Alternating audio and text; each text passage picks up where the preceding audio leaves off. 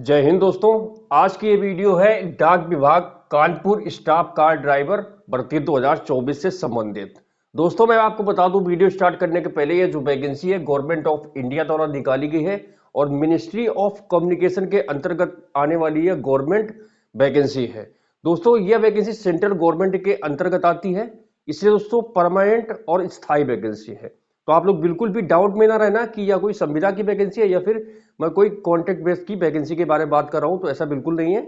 यह central government की permanent बिल्कुल प्योर सरकारी वैकेंसी है। दोस्तों यह वैकेंसी डाक विभाग कानपुर द्वारा यूपी सर्कल के कई जो मेन पोस्ट ऑफिस है, जैसे कि लखनऊ हो गया, आगरा हो गया, इलाहाबाद हो गया और अलीगढ़ हो गया, इटावा हो गया, जो बड़े बड़े पोस्ट मतलब सभी यूपी सर्कल में आने वाले जितने भी बड़े पोस्ट ऑफिस है उन सभी के लिए वैकेंसी निकाली गई है। इसमें कुल पदों की संख्या दोस्तों 78 है। 78 पदों के लिए वैकेंसी निकाली गई है, जिसमें दोस्तों जनरल कैटेगरी के लिए 61 पद है, ओबीसी के लिए 9 पद है, एससी के लिए 5 है, ईडब्ल्यूएस के लिए 3 पद निकाले गए हैं। इसमें दोस्तों सभी भारतीय नागरिक, महिला, पुरुष और एक्स सर्विसमैन अप्लाई कर सकते हैं। इसमें महिला और पुरुष और उसके साथ ही साथ एक्स सर्विसमैन भी इसमें अप्लाई कर सकते हैं। बात करें इस भर्ती में अप्लाई करने का तरीका क्या है, मोड ऑफ एप्लीकेशन क्या है, तो दोस्तों मैं आपको बता दूं इसमें आप लोग ऑफलाइन माध्यम से फॉर्म भर सकते हैं। इसमें ऑनलाइन माध्यम से कोई भी फॉर्म स्वीकार नहीं किया जाएगा। ठीक है, इसमें दोस्तों आपको आवेदन शुल्क देना है 100 रुपए का पोस्टल ऑर्डर। ठीक है, ये पोस्टल ऑर्डर बात आती है कहां से बनेगा, क्योंकि बहुत से कैंडिडेट है जिनको भी ये नहीं पता है कि पोस्टल ऑर्डर कहां से बनता है। तो दोस्तों आपको पोस्टल ऑर्डर बनवाना है पोस्ट ऑफिस से। आप किसी भी पोस्ट ऑफिस में चले जाएं, वहां पे बोलना हमें 100 रुपए का पोस्टल ऑर्डर बनवाना है, तो वो आपसे पूछेंगे किसके नाम का बनवाना है। तो दोस्तों आपको बनवाना है manager mail motor service Kanpur के पक्ष में बनवाना, हेड ऑफिस कानपुर रहेगा। ठीक है, इसके पक्ष में आपको यह पोस्टल ऑर्डर बनवाना है। और इसके साथ ही साथ दोस्तों आप लोग ध्यान रखें, इसमें महिला, ex serviceman, SC ST candidate को इसमें कोई भी मतलब पोस्टल ऑर्डर की जरूरत नहीं है। उनके लिए परीक्षा निःशुल्क है, इसमें आपको कोई भी शुल्क देने की जरूरत नहीं है। इसमें सिर्फ और सिर्फ जनरल, ओबीसी और ईडब्ल्यूएस कैंडिडेट को 100 रुपए का पोस्टल ऑर्डर बनवाना है। तो आप लोग किसी भी नजदीकी पोस्ट ऑफिस में जाकर बनवा सकते हैं। अब बात करते हैं आयु सीमा की। तो दोस्तों इसमें आपकी आयु सीमा 18 से 27 साल जनरल कैटेगरी के लिए होना चाहिए। वही जो गवर्नमेंट का आरक्षण है, तो ओबीसी कैंडिडेट को 3 साल की छूट मिलेगी, तो वो लोग 30 साल तक अप्लाई कर सकते हैं। एससी एसटी को 5 साल की छूट मिलेगी, तो वो लोग इसमें 32 साल तक अप्लाई कर सकते हैं।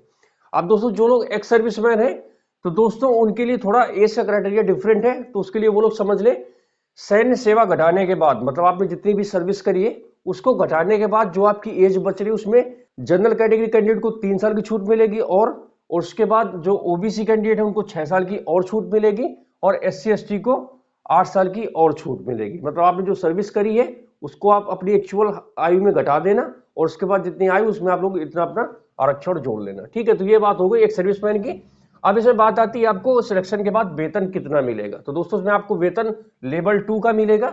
19,900 से लेकर 63,200 तक आपकी बेसिक पे रहेगी। इसमें आपके अदर अलाउंसेस इंक्लूड रहेंगी। तो इसका मतलब ये हुआ कि स्टार्टिंग सैलरी आपकी लगभग वही 32 से 35,000 के बीच में रहेगी पहले महीने से। ठीक है, अब दोस्तों बात आती है अप्लाई तिथि की। इस वैकेंसी के लिए फॉर्म कब से अप्लाई होंगे और आपको कब तक अप्लाई कर देना है। तो दोस्तों इस वैकेंसी के लिए ऑलरेडी ऑफलाइन माध्यम से फॉर्म स्टार्ट हो चुके हैं और आप लोगों को दोस्तों ये फॉर्म 16 फरवरी 2024 के पहले पहले ऑफलाइन माध्यम से भर देना है। तो दोस्तों इच्छुक अभ्यर्थियों को मैं एडवाइस देना चाहता हूं कि अगर आप लोग इसमें अप्लाई करना चाहते हैं तो आप लोग 16 फरवरी का वेट मत करना। आप लोग इसमें मैक्सिमम 1 या 2 फरवरी तक अप्लाई कर देना, जिससे आपका फॉर्म सही पते पर और सही टाइम पे पहुंच जाए और आपका कॉल लेटर आसानी से आ सके। अब दोस्तों बात आती है कि कई कैंडिडेट फॉर्म तो भर देते हैं मगर उनका कॉल लेटर आता ही नहीं है। तो दोस्तों उसके लिए आप लोग ये वीडियो पूरा देखना, मैं आगे आपको लास्ट में बताऊंगा आपको ऐसा क्या करना है जिससे आपका कॉल लेटर आ जाए। ठीक है, तो अब दोस्तों बात आती है इसमें शैक्षिक योग्यता की। तो दोस्तों कैंडिडेट 10वीं पास हो, ठीक है 10वीं पास होना चाहिए, प्लस उसके पास हैवी मोटर लाइसेंस और लाइट मोटर लाइसेंस दोनों होने चाहिए, प्लस कैंडिडेट के पास 3 साल का एक्सपीरियंस होना चाहिए। ठीक है, और दोस्तों उसको अपनी गाड़ी के बारे में मतलब मोटर मैकेनिज्म का थोड़ा बहुत ज्ञान होना चाहिए। ठीक है, इसका कोई सर्टिफिकेट नहीं मांगा गया है, बट आपको अपनी गाड़ी के जो मोटर वगैरह होते हैं उसके बारे में ज्ञान होना चाहिए। ठीक है, तो वो तो हर ड्राइवर को उसके बारे में नॉलेज तो होती है। अब इसमें आपकी चयन प्रक्रिया क्या रहेगी मैं आपको बता देता हूँ। इसमें सबसे पहले दोस्तों आपकी लिखित परीक्षा होगी, उसके बाद आपका ट्रेड टेस्ट जिसको हम लोग ड्राइविंग टेस्ट बोलते हैं, लिखित परीक्षा सबसे पहले होगी, उसके बाद आपका ड्राइविंग टेस्ट होगा और सबसे लास्ट में आपका डॉक्यूमेंट वेरिफिकेशन हो जाएगा और उसके बाद आपका सिलेक्शन हो जाएगा। दोस्तों इसमें आपकी जो परीक्षा है 2 स्टेज में होगी। पहले स्टेज में आपकी लिखित परीक्षा होगी। लिखित परीक्षा आपकी 80 नंबर की होगी, जिसमें 20 क्वेश्चन आएंगे जीके जीएस के, 20 क्वेश्चन आएंगे मैथ के, 20 क्वेश्चन आएंगे रीजनिंग के और मोटर मैकेनिज्म या फिर ट्रैफिक नियम के 20 क्वेश्चन पूछे जाएंगे। टोटल मतलब ये वाले 80 क्वेश्चन आपके रिटर्न परीक्षा में आएंगे, ठीक है। उसके बाद दोस्तों आपका स्टेज 2 में ट्रेड टेस्ट होगा, मतलब ड्राइविंग टेस्ट, जो कि 20 नंबर का रहेगा। तो 80 प्लस 20 टोटल 100 नंबर का आपकी परीक्षा होगी। इसके आधार पर आपकी मेरिट बनेगी, ठीक है। तो इस चीज को आप लोग बिल्कुल ध्यान रखना। दोस्तों इसके नोटिफिकेशन में आप लोग देख लेना कि इसका सिलेबस क्या है। अगर आपको समझ में ना आए तो बताना, मैं तो सिलेबस इसका अलग से एक वीडियो सेपरेट बना दूंगा। वैसे इसके नोटिफिकेशन में साफ साफ लिखा है कि कौन कौन से सब्जेक्ट से कौन कौन से टॉपिक से क्वेश्चन पूछे जाएंगे, ठीक है। दोस्तों इस वैकेंसी का नोटिफिकेशन प्लस ऑफलाइन फॉर्म दोनों आपको मेरे टेलीग्राम चैनल पे मिलेगा। टेलीग्राम चैनल का लिंक नीचे डिस्क्रिप्शन में, आप लोग वहां पे जाइए, डिस्क्रिप्शन को खोलिए और टेलीग्राम चैनल ज्वाइन कीजिए और वहीं से जाके इसका नोटिफिकेशन, और नोटिफिकेशन में नीचे दोस्तों इसका ऑफलाइन फॉर्म भी लगा हुआ है, ठीक है। तो आप लोग दोनों भर के सही टाइम से इसको पोस्ट कर देना। अब बात आती है कि आपको फॉर्म के साथ कौन कौन से आवश्यक दस्तावेज लगाने हैं। तो दोस्तों ध्यान रहे, फॉर्म के साथ आपको पोस्टल ऑर्डर को छोड़कर सभी डॉक्यूमेंट्स की फोटोकॉपी लगानी है। इसमें पोस्टल ऑर्डर तो आप लोग ओरिजिनल लगाएंगे, उसके अलावा जितने भी डॉक्यूमेंट्स लगाएंगे सबकी फोटोकॉपी लगानी है। जैसे कि सबसे पहले आपको शैक्षिक योग्यता 10वीं की मार्कशीट और सर्टिफिकेट लगा देना है। उसके बाद आपको जाति प्रमाण पत्र की कॉपी लगाना है, निवास प्रमाण पत्र की कॉपी लगाना है, आधार की कॉपी लगाना है और जो लाइसेंस है आपके हैवी मोटर लाइसेंस और लाइट मोटर लाइसेंस दोनों के एक कॉपी लगा देना। और दोस्तों ध्यान रहे, जितने भी ये डॉक्यूमेंट्स आप लगाएंगे सारे आपको सेल्फ अटेस्टेड करना है, ये भी ध्यान रखना। उसका दोस्तों आपको फॉर्म में एक फोटो चिपकाना है, ठीक है। और इसमें 100 रुपए का पोस्टल ऑर्डर वो लगेगा। और जो एक्स सर्विसमैन दोस्तों वो लोग अपने डिस्चार्ज बुक की एक फोटोकॉपी लगा देंगे। अब दोस्तों आप लोग कुछ चीजें ध्यान रखें जिससे आपका फॉर्म रिजेक्ट ना हो और आपका कॉल लेटर आसानी से आ सके। जैसे कि आपको फॉर्म भरते समय कैपिटल लेटर का प्रयोग करना है, उसमें स्मॉल लेटर का प्रयोग नहीं करना है, ठीक है। इस चीज को ध्यान रखें। उसके बाद सभी डॉक्यूमेंट्स सेल्फ अटेस्टेड करने हैं आपको, कोई बिना सेल्फ अटेस्टेड किए हुआ डॉक्यूमेंट्स आपको नहीं लगाना।